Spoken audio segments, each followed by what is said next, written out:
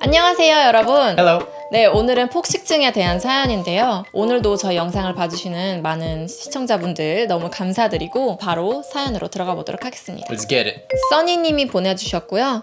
20대 후반 여성분이십니다. 안녕하세요. 저는 20대 후반 구독자입니다. 저는 2년 전에 다이어트로 15kg를 뺀 뒤 외모 강박증과 폭식증이 생겼습니다. 다이어트에서 뺐던 살은 다시 그대로 쪄버렸고 지금은 계속 우울증과 폭식증에서 벗어나지 못하고 있어요. 폭식하고 살이 쪄서 밖에 나가 사회생활하는 게 너무 싫어서 가족 빼고 모든 사람들과 연락을 끊고 교회도 더 이상 나가지 않습니다. 그러다 보니 더 우울해지고 그래서 또 폭식하고 또 살이 찌고 또 우울하고 치료도 받아봤지만 크게 효과는 보지 못했고 경제적으로도 너무 부담되어 치료를 중단했습니다. 그래서 운동도 해보고 최대 5일까지 금식도 해보고 별의 별짓을 다 해봤지만 결국에는 다시 폭식을 하게 됩니다. 이 사이클에서 벗어날 수 없다면 그냥 죽어버리고 싶다는 생각이 들 때가 많습니다. 밥 먹을 때마다 정말 하나님께 제발 벗어날 수 있게 해달라고 간절히 기도해보지만 폭식이 한 번 시작되면 내가 한 행동이 기억이 안 날 정도로 심각해서 벗어날 수가 없어요. 저는 정말 어떻게 하면 좋을까요? 라고 보내주셨어요. 와우. 네, 사실 이렇게 폭식증으로 저희한테 보내주신다는 게 되게 저희를 많이 신뢰해주시는 것 같아서 너무 감사해요. 근데 사실 이 폭식증이라는 것 자체에 대해서는 저희가 전문가가 아니기 때문에 저희가 아는 것도 많이 없고 함부로 말할 수가 없는 부분이기 때문에 저희는 저희가 할 수 있는 최선을 다해서 오늘 영상을 한번 촬영해 볼 것 같아요. 우선 저는 이 사연을 읽으면서 가장 먼저 들었던 생각이 사연자님이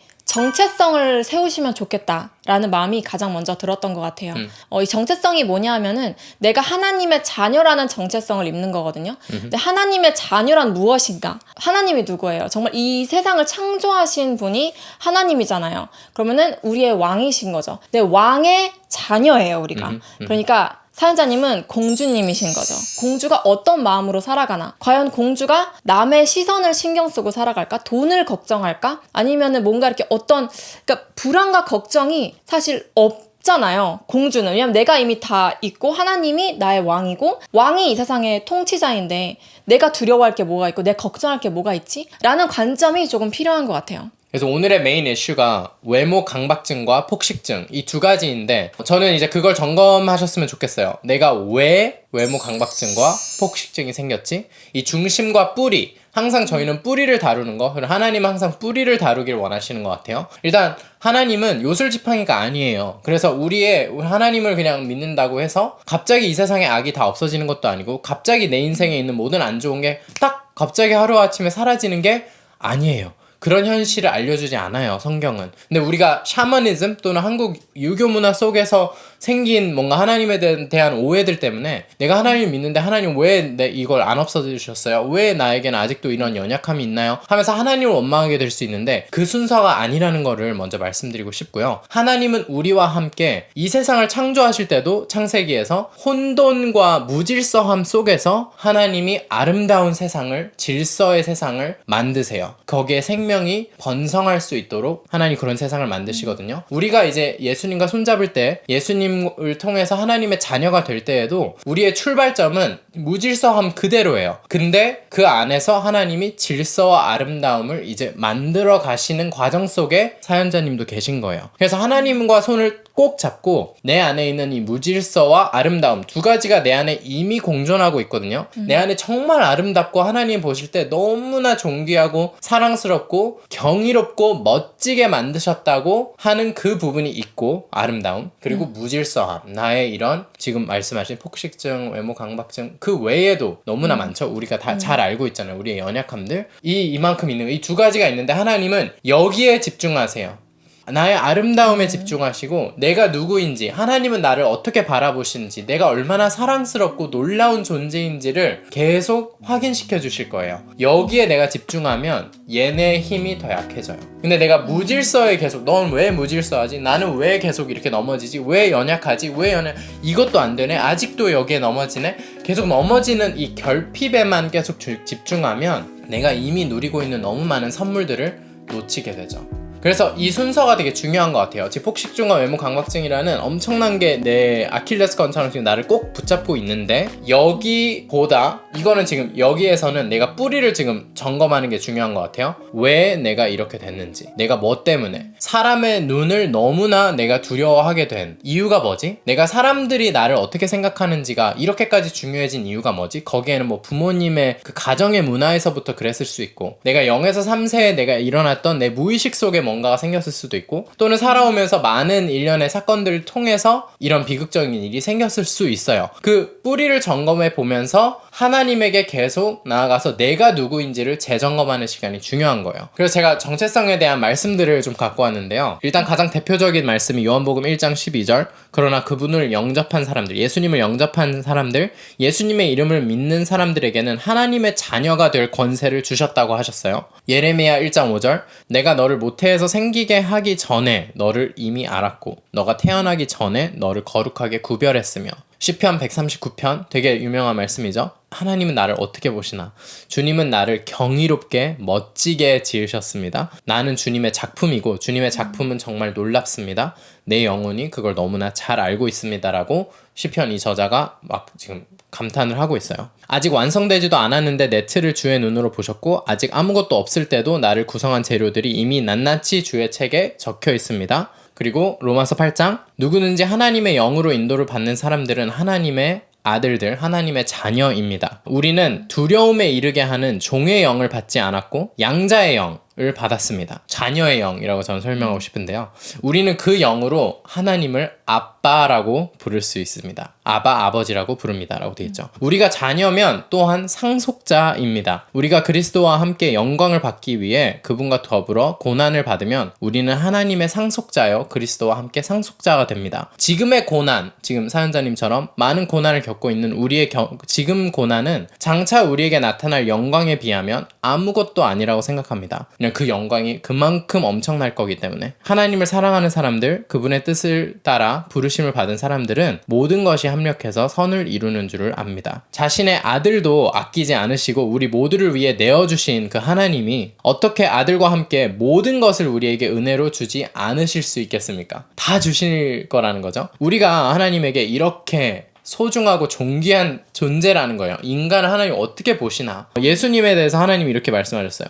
마태복음 3장 17절에 예수님이 이제 사역하기도 전에, 예수님이 아무 업적도 이루기 전에 이미 예수님의 존재에 대해서 하나님이 쫙 세례를 받으실 때, 이는 내 사랑하는 아들이요 내 기뻐하는 자라. 아버지 하나님이 아들 하나님을 어떻게 바라보시나? 그리고 그 아들 하나님 예수님과 함께 우리 모두가 이제 예수님의 위치에 오게 되는데, 예수님을 믿을 때 우리도 하나님의 이제 가족의 예수님의 동생들이 되는 거거든요. 막 몇만, 몇십만, 몇억 번째 동생이 되는 거겠죠? 근데 그 동생이 됐을 때 하나님은 나를 이제 그렇게 보시는 거예요. 내 사랑하는 자녀요, 내 기뻐하는 자라라고 하나님은 지금 우리를 보고 말씀하고 계시는 거죠. 그리고 제 스토리에서도 나왔던 베드로전서 2장 9절, 택하신 족속, we are chosen, 우리 하나님에게 선택을 받았고 왕 같은 제사장이고 우리 로열 헤어, 그리고 프리스트, 정말 특별하게 하나님과의 관계가 있는 사람들이고 거룩한 나라고 소유된 백성, 하나님 거라는 거예요. 이 많은 정체성들에 대한 이 구절들, This is who we are.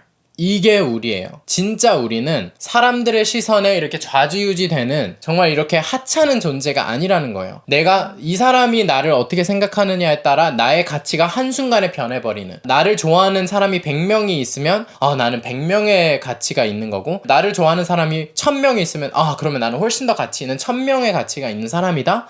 아니에요. 나는 이미 이 세상을 창조하신 가장 위대한 하나님이 나를 이미 사랑하시는, 이미 나에게 You are special, You are precious, 내가 너를 의도를 가지고 디자인해서 너를 만들었어. 그 나의 진짜 나의 참된 정체성을 내가 깨닫는 게 중요한 것 같아요. 이걸 깨달으면 If I know who I am, 내가 누군지를 정확하게 내가 안다면 이 세상이 나를 어떻게 보고 판단하는지에 대해서 흔들림이 없겠죠. 이 정체성이 너무 중요한 부분인데요. 우린 예수님을 믿는다고 하지만 구원받기 위해, 그냥 천국 가기 위해 예수님을 믿는, 예수님은 그냥 나에게 도구일 뿐인지, 아니면 정말 예수님을 사랑하는 마음으로 내가 예수님과 함께 하나님의 자녀가 되고 싶어요. 난 하나님의 자녀예요. 그렇다면 이제 everything changes. 나는 이제 하나님의 자녀인 거예요. 그럼 하나님의 자녀로서 어떻게 살아가야 하는지를 하나님이 하나하나 차근차근 알려주시고, 그러면서 점점 우리가 무질서의 영역이 약해지고 아름다움과 성숙함의 영역이 점점 커져서 우리가 점점 더 자신 있고 권세 있고, 예수님처럼, 예수님이 이 땅에서 살았을 때 예수님의 모습을 보면 번지르르한 거, 외부적으로 화려한 거 전혀 없는데 너무나 권세가 있고 눈빛에 자신이 있고 내가 누군지 정확하게 알고 있고, 그 누구가 나를 어떻게 생각하는지가 아무 영향을 받지 않고 아버지가 나를 사랑하시는 그 정체성으로 똘똘 뭉쳐가지고 내가 해야 되는 일을 정확하게 할 수 있었던 예수님의 모습을 우리가 이제 보고 닮고 그렇게 살 수 있게 되는 거예요. 그래서 사연자님의 이 기도의 방향을 바꾸면 좋겠다는 마음이 들었어요. 지금 느껴지는 것은 사연자님이 하나님을 정말 이렇게 지니처럼 보고 있지 않나. 그냥 내 소원을 들어주는 존재. 빨리 내 고난을 없애주세요. 네, 이거 빨리 폭식증에서 벗어나게 해주세요. 그러니까 이렇게만 기도를 하는 거예요. 근데 이 방향이 아니라 이제부터는 하나님, 제가 하나님의 사랑을 느낄 수 있도록 도와주세요. 제가 하나님의 사랑을 경험하기를 원해요. 하나님이 저를 얼마나 사랑하시는지 보여주세요의 방향으로 나아가는 게 너무 중요한 것 같아요. 기독교는 종교가 아니거든요. 기독교는 관계란 말이에요. 하나님은 우리와 관계를 원하시고 우리한테 그냥 그래 너의 고난을 없애줄게 띡 하고 끝나는 관계가 아니라 내가 지금부터 태어났을 때부터 평생 내가 죽을 때까지 행복하게 살기를 바라시는 분이기 때문에 정말 우리와 한 스텝 한 스텝 동행하기를 원하신단 말이에요. 그래서 그 방향으로 하나님이 인도해 주는 것이기 때문에 그냥 하나님 제가 이 고난 없애주세요 한다고 없애주시는 분이 아니라 오히려 내가 널 얼마나 사랑하는지 내가 보여줘도 될까? 내가 얼마나 너를 아름답게 창조했는지 내가 그걸 좀 보여줘도 될까? 그러니까 이렇게 다가오시는 분이기 때문에 정말 사연자님이 지금부터는 이 폭식증을 어떻게 없애지에 집중하기보다는 어떻게 하면 내가 하나님의 사랑을 더 많이 받을 수 있지? 더 잘 느낄 수 있지? 내가 어떻게 하면 정말 하나님과의 관계가 가까워질 수 있지? 이 방향으로 더 나아가시면 좋을 것 같다는 마음이 들어요. 하나님이 생명의 근원이고 질서의 창시자예요. 하나님에게 가까이 가면 가까이 갈수록 나의 연약함과 무질서함이 점점 힘을 잃게 되죠. 그 결정적인 사건은 예수님이 십자가에 돌아가셔서 죽으시고 부활하신 그 사건. 그걸 보고 저희는 보혈이라 그러죠. 보혈의 능력이 있어요. 보혈의 능력이 뭐냐면 내가 예수님의 피로 인해서 나는 이제 하나님의 자녀가 됐다는 거예요. 상속자. 그쵸? 사탄은 원수를 계속 공격하는 게 너가 정말 하나님의 자녀라면 너는 왜 여기서 넘어지고 이거 넘어지고 이제 조건을 막 다는 거예요. 근데 나는 하나님의 자녀이기 때문에 이제 얘네한테 no라고 할 수 있는 거예요. 얘네가 이제 나한테 붙잡을 권리가 없고 권세가 없다는 거. 예수님의 피 때문에. 예수님의 피를 기억해 너희들아. 원수들아. 예수님의 피를 기억해. 너 예수님의 피 때문에 너희 이제 아무것도 아닌 게 돼버렸잖아. 기억해. 나 그만 괴롭혀. 이 방향으로 가는데 이 중독이라는 거, 이런 연약함, 우리의 또 대표적으로 우리 채널에서 많이들 고민하시는 부분이 음란에 대한 거, 성적인 죄, 이런 부분들 한순간에 다 없어지지 않아요. 근데 차츰차츰 정말 여정이에요. 내가 하나님과 가까이 가면 가까이 갈수록 얘네가 힘을 더 잃게 되는 방향인 거예요.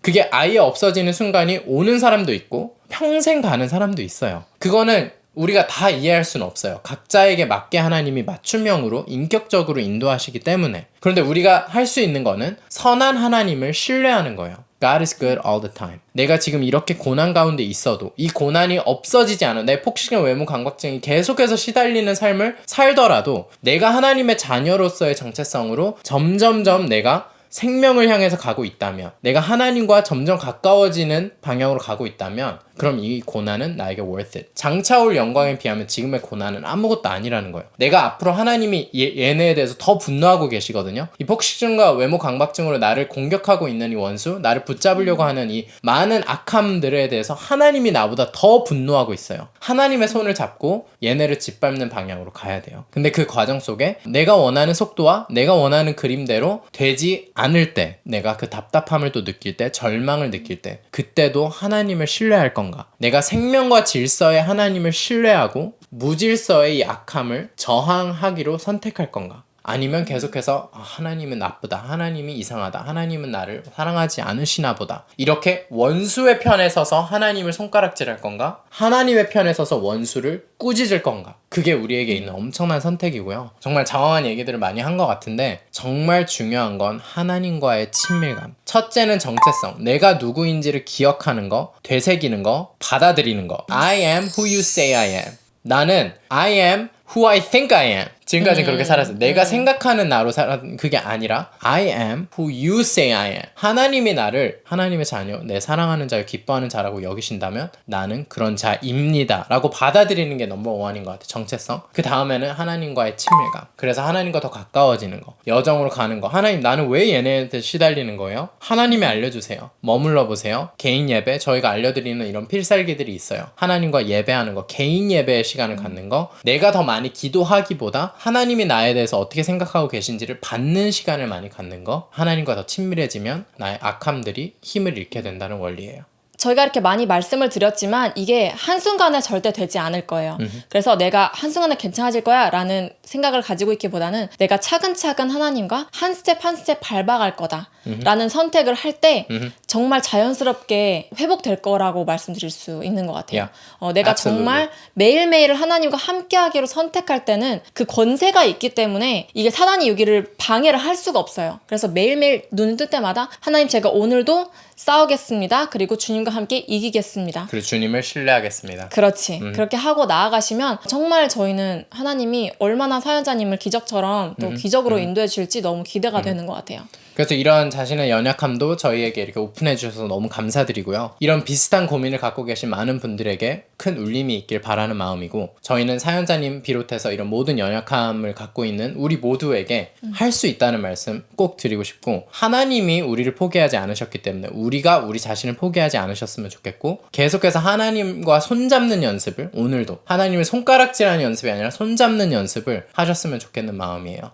모두 다 좋은 방향으로 그렇게 했을 때는 갈 수 있다는 거를 선포하고 싶고 희망을 드리고 싶어요. 네, 오늘도 영상을 봐주신 모든 분들 너무 감사드리고, 또 저희가 이렇게 영상을 하나하나 제작할 수 있도록 또 후원을 해주시는 저희 후원자님들이 계세요. 그래서 그분들 너무너무 감사드리고요. 네, 저희는 또 다음 영상에서 만나도록 하겠습니다. 바이바이.